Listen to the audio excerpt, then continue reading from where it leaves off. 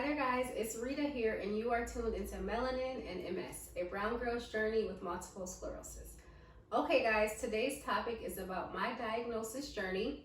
It spans across about 7 months, so it's a lot of information and a lot of dates, so I made sure that I had my notebook nearby because forgetfulness, brain fog, word retrieval, articulation, all things that I struggle with, and they tend to throw me off track, so making sure that I kind of have my notebook here helps me to stay on track. So let's just jump right in. I began experiencing my first symptom in March of 2020.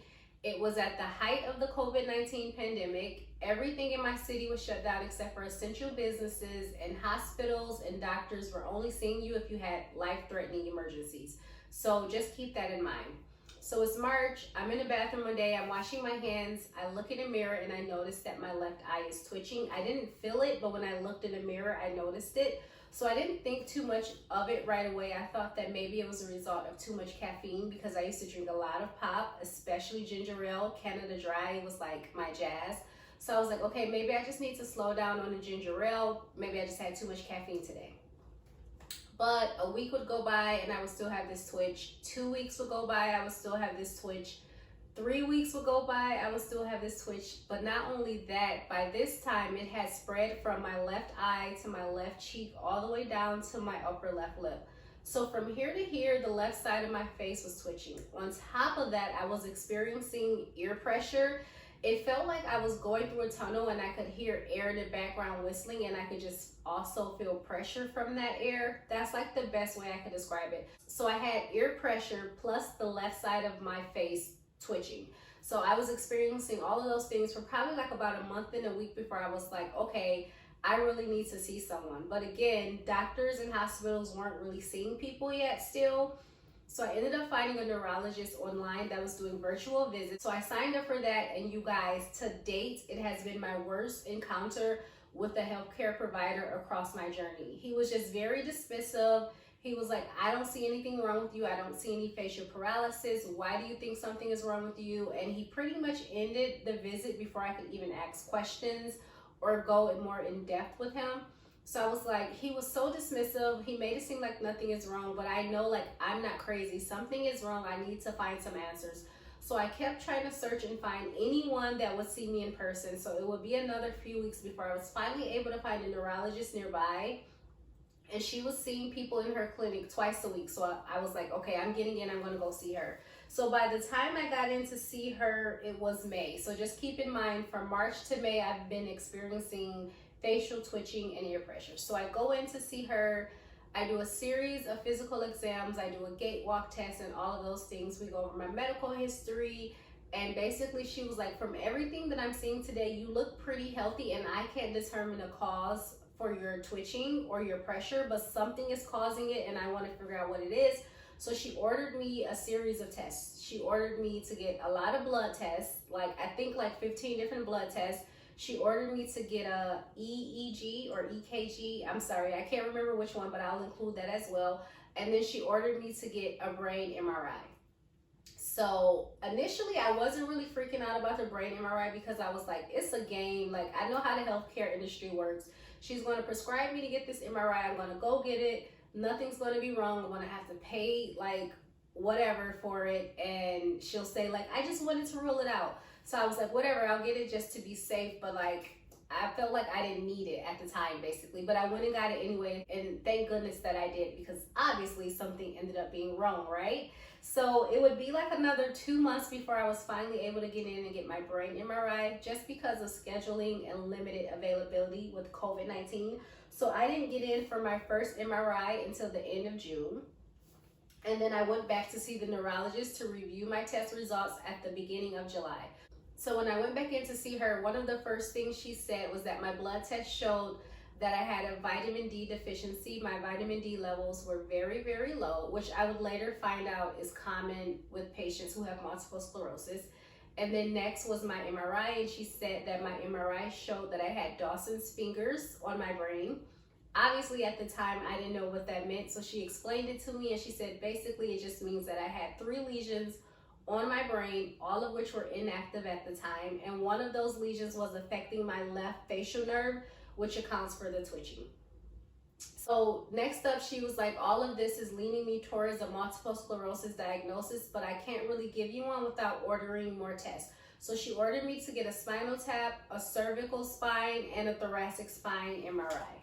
Now, after doing my research on spinal taps, I opted out of getting one just because a lot of people within the MS community were saying that you can get a diagnosis without it. So don't put yourself at risk of some of those side effects and symptoms if you don't have to. So I was like, okay, I'm going to save that as my very last resort if I can't get a diagnosis with the other results. So I went on ahead and proceeded with the cervical and thoracic spine MRIs only.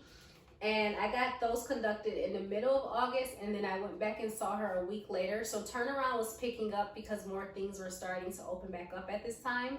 So I went back to see the neurologist August 19th of 2020. And that is the day that I got my official multiple sclerosis diagnosis. My cervical/thoracic MRIs also showed that I had a lesion on my spine as well. On top of that, I had a bulging disc.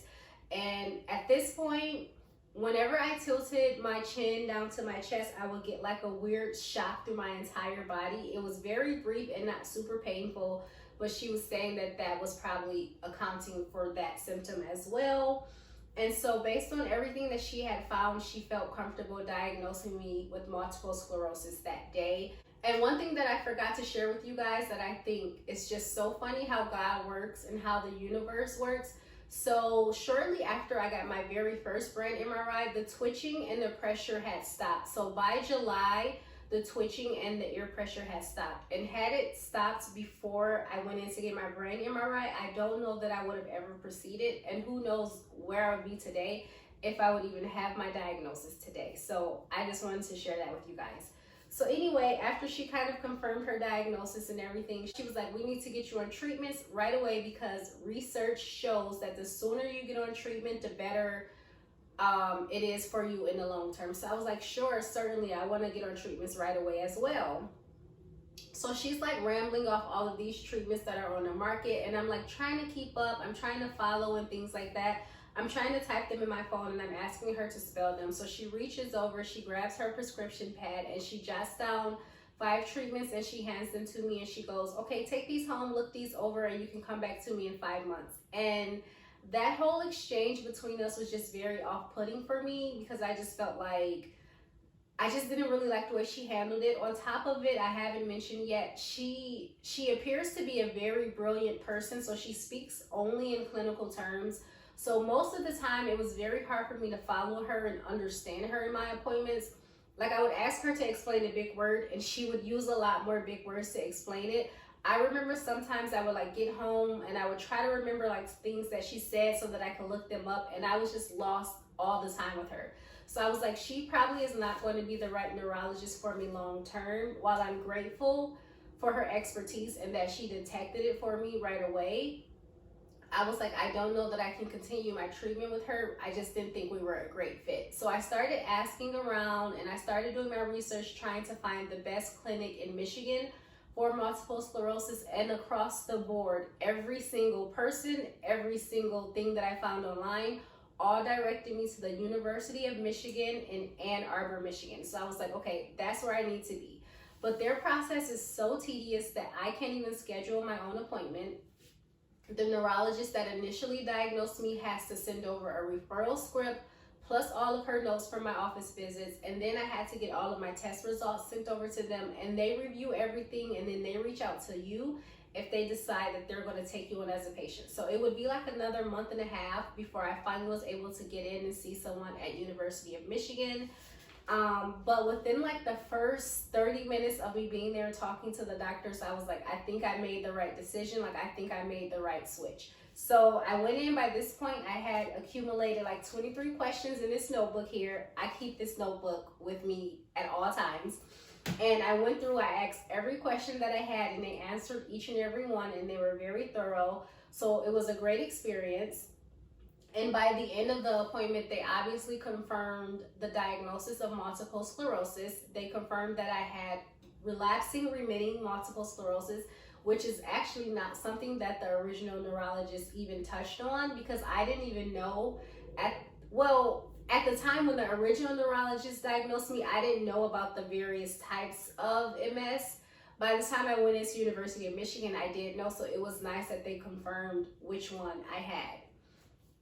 Another thing that I kind of learned across that visit is that they had to throw out something called clinically isolated syndrome, which basically my test results at the time weren't showing that I had 2 different attacks at 2 different points in time, which is what they like to see. So they like to see that you had an attack at this point in time, and then you had a completely different attack at this point in time before they diagnose you with multiple sclerosis, just because it's such a definite diagnosis, they want to be sure. So my neurologist was like, based on what I have today, I can't confirm that, but giving my expertise, I would bet that you would go on to have more relapses or attacks in the future. However, with clinically isolated syndrome, in very rare cases, people do not go on to relapse or have another attack. But in most cases, it's kind of people's first encounter with MS and they go on to have more. So he was saying like he has to throw it out there that it's a possibility that I could have clinically isolated syndrome, CIS, but he didn't think that that was the case for me. He thought that his exact words was that I think that there's something kind of waiting around the corner for you, so I want to get you in treatment right away. So they gave me a booklet. It had like 33 pages in it, and it broke down all the treatment options available to me. It broke it down in terms of orals, self-injectables, and infusions. So again, like I said, they were just very thorough, and it was such a great experience. So that pretty much wraps up my diagnosis experience. It's a lot of information and a lot of facts, so I feel like a little bit I might have been like all over the place, but I hope that I streamlined everything for you guys and that I was as clear as possible. But that is my diagnosis journey, and I am very grateful for my journey. While there are certainly a few like turns and bumps along the way, overall it was a pretty smooth journey for me, especially when I hear stories about people who it takes them like months to sometimes years. There's even some people who are still waiting to get a diagnosis even though they feel strongly that they have multiple sclerosis. So for me to get my initial diagnosis, get a second diagnosis, and start treatment, because I am on treatment now, all in less than a year, just seems like it's such a blessing when I hear stories where that is not always the case. So that is my journey. I would love to hear your journey, so please share it in the comments below so that I can read them and respond to each and every one. But that wraps up today's video because I'm sure it has been long enough as it is already. So until next time, bye.